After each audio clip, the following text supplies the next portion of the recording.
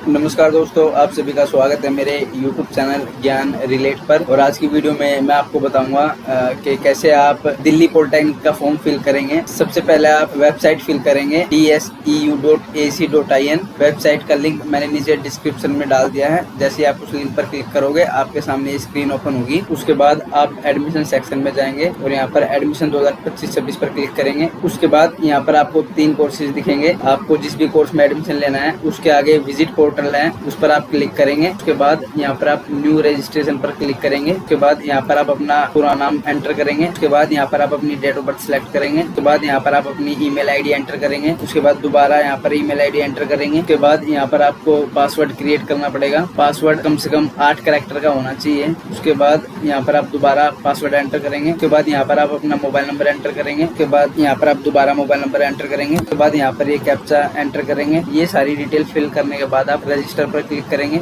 उसके बाद आपकी ईमेल आईडी पर ओटीपी गया होगा, वो ओटीपी आप यहाँ पर एंटर करेंगे। ओटीपी एंटर करने के बाद ये कैप्चा यहाँ पर एंटर करेंगे। कैप्चा एंटर करने के बाद सबमिट ओटीपी पर क्लिक करेंगे। उसके बाद आपका अकाउंट वेरीफाइड हो चुका है। अब आपको लॉगिन करना पड़ेगा। यहाँ पर आप अपनी ईमेल आईडी फिल करेंगे। उसके बाद यहाँ पर आप अपना पासवर्ड एंटर करेंगे। उसके बाद ये कैप्चा आप यहाँ पर एंटर करेंगे। उसके बाद आप लॉगिन पर क्लिक करेंगे। उसके बाद आप कंप्लीट प्रोफाइल पर क्लिक करेंगे। उसके बाद यहाँ पर आप अपनी पर्सनल डिटेल फिल करेंगे। यहाँ पर आप अपना जेंडर सेलेक्ट करेंगे। उसके बाद यहाँ पर आप अपनी कैटेगरी सेलेक्ट करेंगे। उसके बाद मैरिटल स्टेटस सेलेक्ट करेंगे। उसके बाद यहाँ पर आप अपना ब्लड ग्रुप सेलेक्ट करेंगे। उसके बाद यहाँ पर आप अपनी सिटीजनशिप सेलेक्ट करेंगे। उसके बाद रिलीजन सेलेक्ट करेंगे। उसके बाद यहाँ पर आप अपने बर्थ प्लेस की डिटेल एंटर करेंगे। उसके बाद यहाँ पर आप अपनी कंट्री एंटर करेंगे। उसके बाद स्टेट, डिस्ट्रिक्ट। उसके बाद यहाँ पर आप अपनी फैमिली डिटेल एंटर करेंगे। सबसे पहले मदर का नाम। उसके बाद ये सारी डिटेल कंपलसरी नहीं है, ये आप फिल करना चाहो तो आप कर सकते हो। इस पर भी ये रेड मार्क है, ये डिटेल फिल करनी कंपलसरी है, इनको आप जरूर फिल करें। मदर का नाम एंटर करने के बाद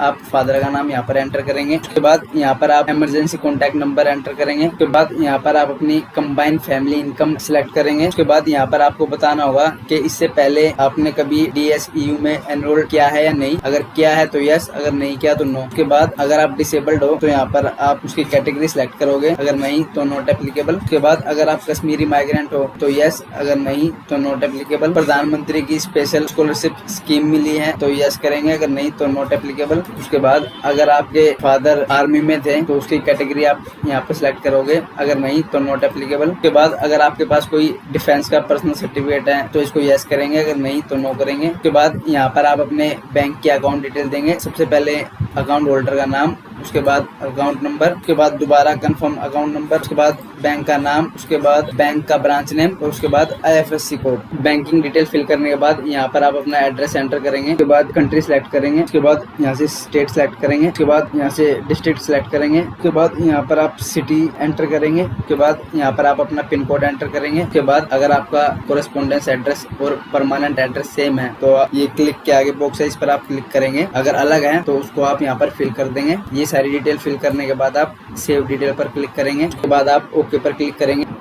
उसके बाद आप नीचे की तरफ आएंगे, प्रोसीड टू नेक्स्ट पर क्लिक करेंगे। उसके बाद अगर आपका किसी भी तरह का इलाज चल रहा है तो यहाँ पर आप यस को सिलेक्ट करेंगे, अगर नहीं तो नो को सिलेक्ट करेंगे। उसके बाद यहाँ पर आप अपनी ABC ID एंटर करेंगे। उसके बाद अगर आपके पास NCC का कोई भी सर्टिफिकेट है तो यहाँ पर आप यस को सिलेक्ट करेंगे, अगर नहीं तो नो को सिलेक्ट करेंगे। अगर आपने कभी NSS कैंप में पार्टिसिपेट किया है तो यहाँ पर आप यस को सिलेक्ट करेंगे, अगर नहीं तो नो को सिलेक्ट करेंगे। उसके बाद अगर आपके फादर या मदर कोई भी DSU यूनिवर्सिटी में काम करते हैं, वहाँ के एम्प्लॉई है, तो यहाँ पर आप यस को सिलेक्ट करेंगे, अगर नहीं तो नो को सिलेक्ट करेंगे। उसके बाद यहाँ पर आप लैंग्वेज सिलेक्ट करेंगे। अगर आपको हिंदी और इंग्लिश के अलावा और भी कोई लैंग्वेज आती है तो यहाँ पर आप अदर लैंग्वेज में उसको टाइप करेंगे और रीडिंग, राइटिंग और स्पीकिंग को सिलेक्ट करेंगे। ये सारी डिटेल फिल करने के बाद आप सेव एंड नेक्स्ट पर क्लिक करेंगे। उसके बाद आप प्रोसीड टू नेक्स्ट पर क्लिक करेंगे। उसके बाद यहाँ पर आपको फोटो, साइन और ABC ID अपलोड करनी पड़ेगी। अपलोड करने के लिए आप सिलेक्ट फाइल पर क्लिक करेंगे। फोटो सिलेक्ट करने के बाद आप स्टार्ट अपलोड पर क्लिक करेंगे। इसी तरह ये सारे डॉक्यूमेंट आपको अपलोड करने हैं। ये सारे डॉक्यूमेंट अपलोड करने के बाद आप प्रोसीड टू नेक्स्ट पर क्लिक करेंगे। उसके बाद आप सबमिट एंड लॉक पर क्लिक करेंगे। उसके बाद ये I do hereby के आगे बॉक्स है, इस पर आप क्लिक करेंगे और फिर कंफर्म एंड लॉक पर क्लिक करेंगे।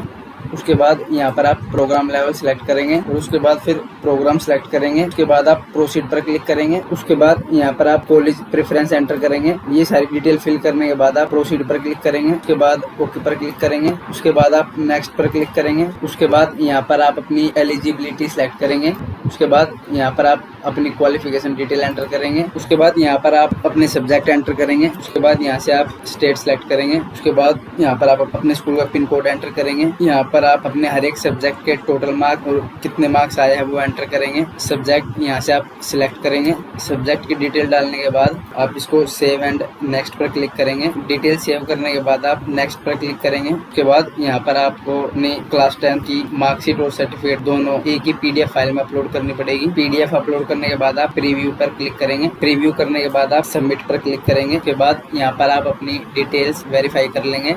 इन सभी बॉक्स पर आप क्लिक करेंगे और उसके बाद पेमेंट पर क्लिक करेंगे। उसके बाद यहाँ पर आप किसी भी एक पेमेंट मोड को सिलेक्ट करेंगे और पेमेंट कर देंगे। यहाँ पर मैं QR कोड से पेमेंट कर रहा हूँ। QR कोड को सिलेक्ट करने के बाद आप प्रोसीड नाउ पर क्लिक करेंगे। उसके बाद यहाँ पर आप अपने पेटीएम या फोन पे ऐप से इसको स्कैन करेंगे और पेमेंट कर देंगे। फीस पे करने के बाद आपका फॉर्म सबमिट हो चुका है। यहाँ से आप उसको प्रिंट कर लेंगे। और अगर आपको डिप्लोमा के किसी दूसरे कोर्स का फॉर्म भी फिल करना है तो उसके लिए आप यहाँ पर अप्लाई नाउ पर क्लिक करेंगे और यहाँ से प्रोग्राम लेवल सेलेक्ट करेंगे। उसके बाद प्रोग्राम सेलेक्ट करेंगे।